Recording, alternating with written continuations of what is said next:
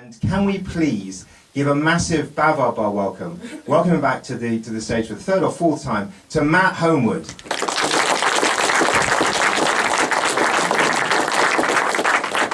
Hello, thanks. Right. Yeah, medicines and cures for Gullible Victorians. So I'm a genealogist by trade, so I've done a lot of research on people's family history. Part of that is actually going into old newspapers and looking for any signs of their ancestors in there. And I came across one, I was doing for a client, and I came across this article from 1912 in the Sussex Express, Lewis's Opportunity. So the following frank, outspoken statement by a Lewis woman, giving Lewis an opportunity of gaining information which would be beneficial here. And Mrs. E. Moore, who was my client's great-grandmother, 16 Eastport Lane, said she began to suffer about 2 months ago with sharp cutting pains in the small of her back, and it was affecting her kidneys. You can see her kidneys were well out of order.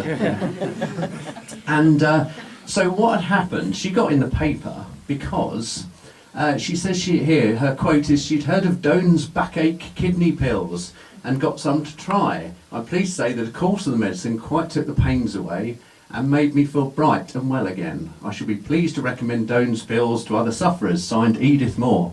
Now what had happened is she hadn't actually bought these from the chemist, almost certainly, and then thought, I'll write to my local newspaper. What happened in these days, instead of just putting nice reviews on Amazon and things like that, someone would come round from Doan's Pills and knock on the doors, and the housewife would open the door and he'd say, look, you know, if you say to the local newspaper that you have backache pills and you took these, we'll bung you a £5. And so you see these a lot in local newspapers, people saying they've been cured by things. So it's a win-win, really. And here you can just see at the bottom, there's the advert for Doan's backache kidney pills. But it got me looking at some really unusual pills and medicines from the old newspapers that I'd never heard of, and I eventually picked up quite a collection. This, believe it or not, is from 1852, and it's the Lewis High Street Chemist, and all the things you can get there, all the different pills. I've highlighted a few. You've got, for instance, look, Fraser's vegetable paste up there, Paul's Every Man's Friend. Oh yeah, a couple of nods of recognition up there. Cupid's Constitution horse balls. I have a feeling that might have been horse medicine, I'm not sure. Jeffson's tamarind wafers, Woolly's pectoral candy, always helpful. Frampton's pill of health, Daffy's elixir, and of course Dutch drops. And I was absolutely fascinated that you don't know what these things are. I mean, look, man's medicine, that could be anything. Jordan's ointment. You know, you just sort of have to sort of think, what could these actually be? Now, these were the Herberts selling the stuff. So if you went into your local grocer and, you know, you bought some cabbages, some cauliflower and some carrots, you know what you're getting. You can't missell these things. But I wonder how many things Mr. Gorton here, chemist in London, actually knew about what he was selling. Because he might sell you tamarind wafers, Jeffson's tamarind wafers, but you might not know exactly what they do, apart from just reading the label and taking it as read. So I'm going to look at a few of these things here and see what we can find out about them. So we're going to start with Dr. Williams' pink pills for pale people. As you can see, they're praised by the Scotch, you know. And mind you ask for Dr. Williams, so these aren't ordinary pink pills for pale people, these are Dr. Williams' pink pills for pale people. This is from the Aberdeen Journal in 1900.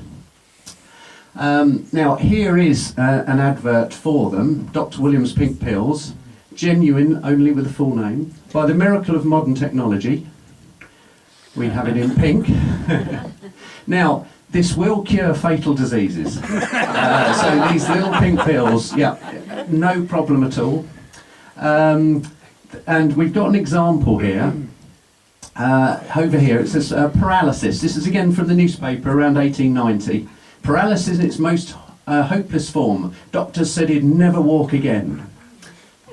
The doctors soon diagnosed my complaint. They told me I was suffering from locomotor ataxia, which is partly when you're partially paralysed and can't walk. they gave me not the faintest hope of recovery. I went to Liverpool to a hospital there, and the doctor told me I must never go out after dark. I think that bit was unrelated to his illness. I think he was just visiting Liverpool, and the doctor was just being nice and, you know, don't go out after dark. Here. And you can see at the bottom, I heard of Dr. Williams' pink pills and determined to try them. I did with marvellous results. The doctor at Liverpool said I should never walk again without a stick, and now he goes to work every day without a stick. And this is what happens so many times. You'll see it as a running theme, as it were, that doctors say you can't be saved, and you'll take a little pill or have some ointment, and everything's wonderful again. So yes, pink pills for pale people. Make sure they're Dr. Williams though. Here's another couple from 1899, the Kirkintilloch Herald. And a little girl here. Now she did exist, I looked her up on the census. Mr. Tyler, a grocer at Bridge Street in Swinton, did have a daughter called Clara, and there she is. And it says here that, you know, we had a doctor for 4 months, but many a time I thought she was dead.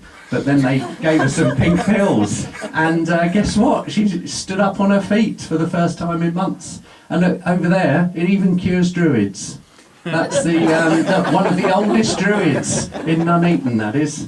And yeah, he was quite happy with Dr. Williams' pink pills. So yeah, it was a miracle. I don't know why they're still not around. Fits was a big problem, it seems, for the Victorians. Here's an advert in the Sporting Times, and this is another thing that they quite often do. Thousands of bottles of this marvellous medicine given away each year. So they're so confident it'll work, or at least start to work, because they'll give you a free bottle, and it probably was sort of, you think it's doing a job and think, oh, I'll buy some more then, and that's probably how they made their money. One of the classics, of course, is the lion ointment here, Burgess's lion ointment.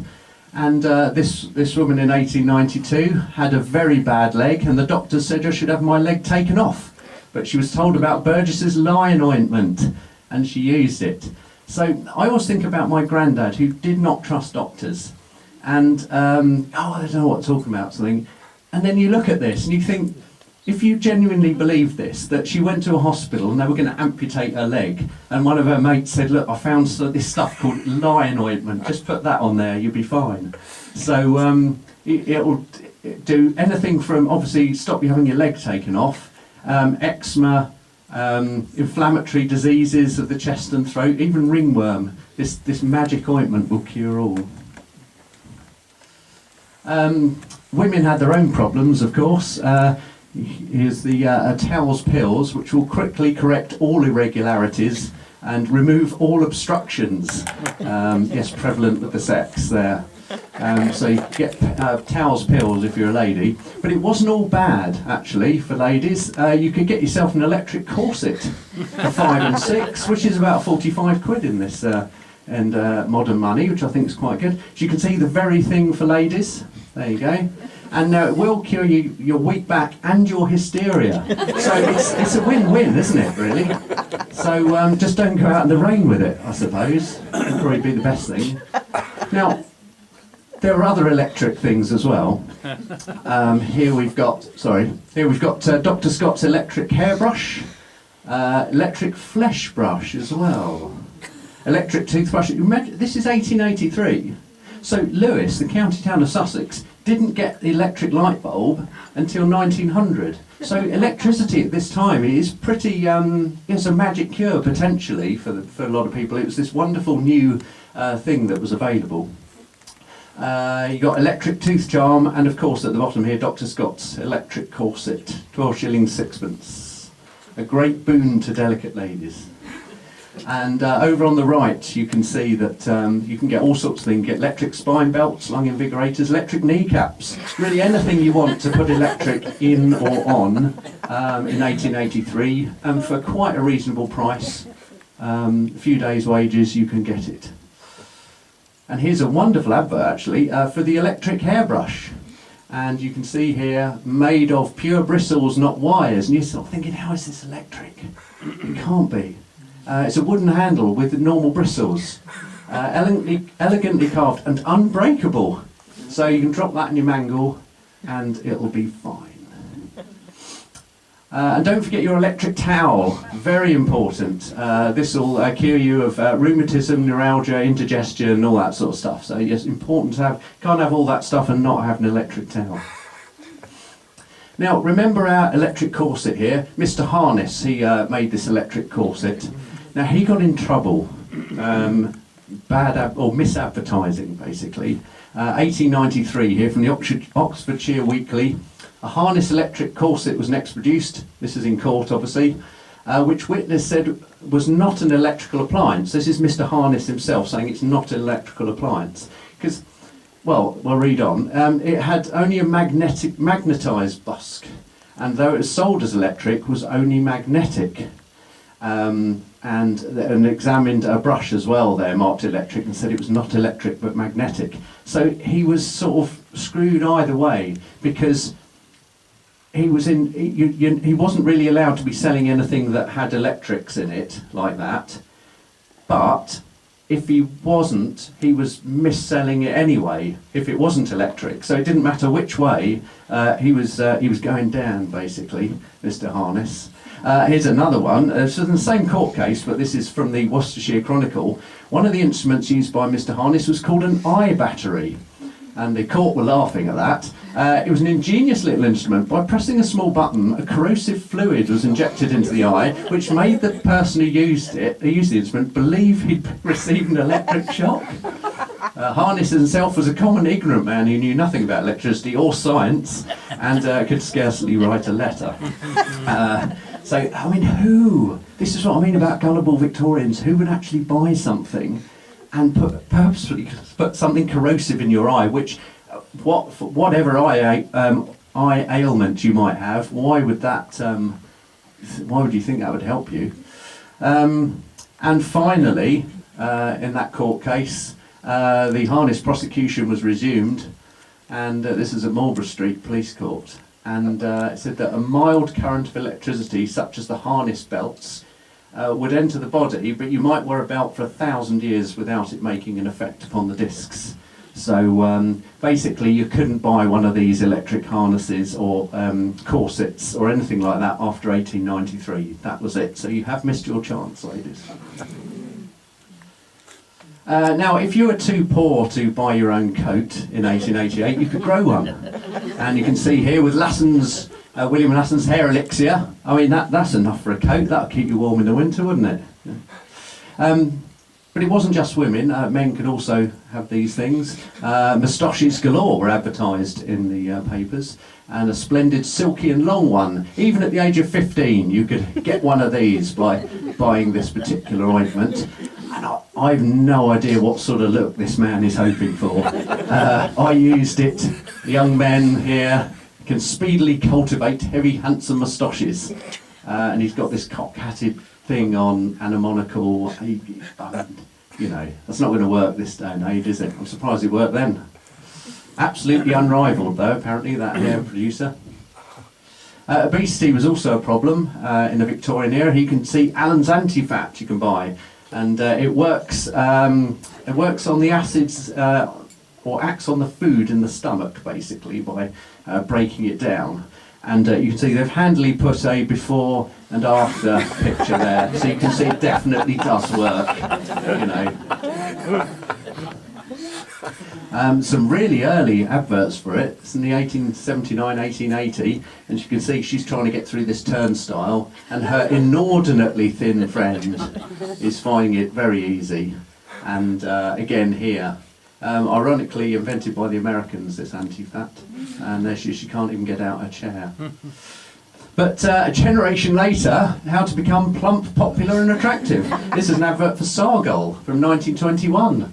As you can see, this skeleton at the feast, as they call him, is having no luck with the ladies. So their parents spent all the time trying to get thin, and now if you want to get laid, you've got to get plump. So I didn't know where they were really, did they? So he seems to be doing all right there, doesn't he? Now back in the before that, some honourable mentions. We've got Holloway's pills here. Holloway's pills are everywhere. I don't know what they did. Well, they sort of did everything. And like most things, they did bad legs. Almost every ointment or pill you could get would sort out your bad legs. That's the main thing.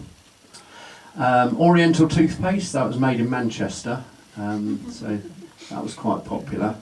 And of course the nose machine, used a few hours, or a few times an hour daily, shapes the member to perfection.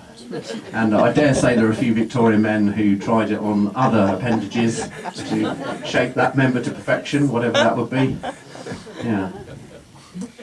Now, back in around 1890, a visit was made to a beauty factory in America where they claimed to be able to do anything for you. Doesn't matter what you're unhappy with, they'll sort it. You won't leave until it's done. As you can see here, pug and Roman noses straightened, wrinkles removed and dimples made.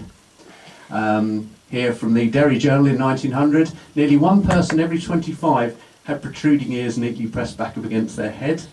Several had their heights increased from 3/4 of an inch to 2 inches. Can you imagine that?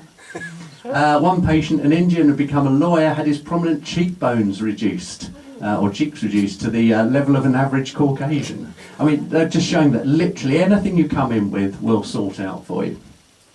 So in 1896 in Pearson's Weekly, they interviewed the doctors here. And it says the doctor, notice the inverted commas there, and the doctor explains that nose straightening went with dimple making just as hair cutting went with shaving. Now, dimple making, what they would do, they would a little incision in your cheek, they'd put a plaster over it, and then for the next few days they'd regularly apply electric current to it, and then after those days you'd take it off and the scar would be there and leave your dimples basically. And they go on to say, and the business also included mouth insmalling. They go on to say, he remarks that anyone coming into the world blessed with an upturned nose or a large mouth was not, in this day and age of progress, excusable for let it remain in its deformed state. He could reduce the mouth from a large size to the merest rosebud, or straighten a retrused nose until it looks severely classical. And here is what they can do. A pugnacious nose transformed into a Roman by skillful surgeon. So this very unattractive man here, terrible.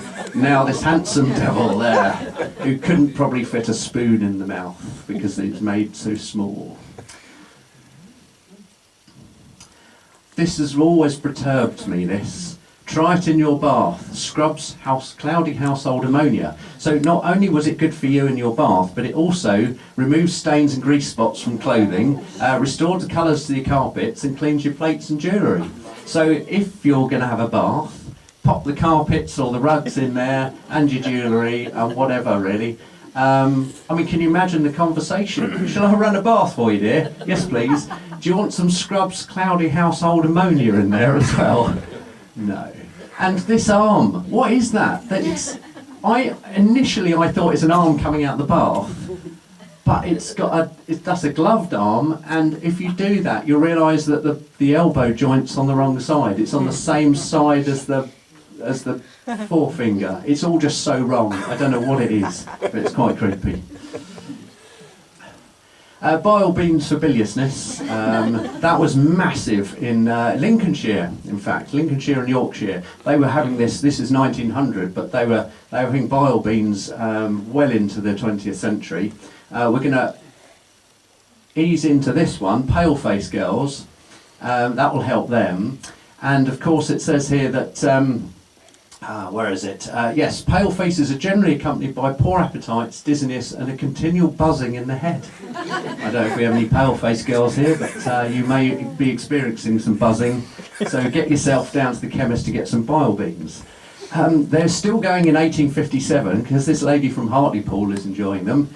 It says here she still has the vitality, energy and cheerfulness she enjoyed on her summer holiday, which makes her sound more like a Labrador than a Northerner. But yeah, so she's still enjoying the bile beans. But I'm going to leave you with my favourite of all the cures, and that's well, it's ozone paper basically, which will cure you of asthma, chronic bronchitis and bronchitic asthma, and probably asthmatic bronchitis as well. And what happens, these are cards, basically it's a bit like a greetings card, and it's folded over, you set fire to it and then you go to sleep. And when you wake up, your asthma's cured. As you can see here, the patient will fall into a sound and refreshing sleep. The outer air must be excluded by keeping all the doors and windows and chimney closed. The paper may be burnt in the day as well as the night if necessary. So yeah, just set fire to it downstairs and go upstairs to bed and it'll all be fine. But say for example you can't for somehow reason use this sort of method, say for instance, I don't know, your house has burnt down or something, then at least you can have ozone cigarettes which will sort out your asthma for you. Thank you.